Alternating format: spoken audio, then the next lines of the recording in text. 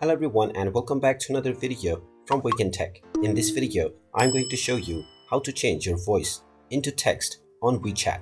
So let's get started right away. If you wish to send your messages using your voice to convert it into text and then send it on your WeChat app, then in order to do this, open up the WeChat application on your device first. Now if you haven't logged into your account already, go ahead and use your phone number and your verification code to log in. Once you have been logged into your account, you will be taken into the chat page from which if you wish to send a voice message as a text by converting it, then open up any conversation within which you would like to use this feature. Now once you're inside the conversation page, tap on the plus icon at the bottom right corner. You will now see the voice input option which looks like a microphone. Just tap on this and proceed with allowing access to your microphone.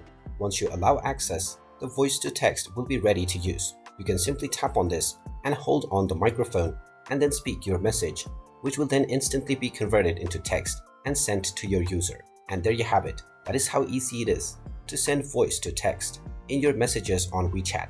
If you find this video helpful, make sure you hit that like button and subscribe to our channel if you haven't done so already. Also ring that notification bell to never miss another update from us. Thank you for watching and I will see you again in the next video.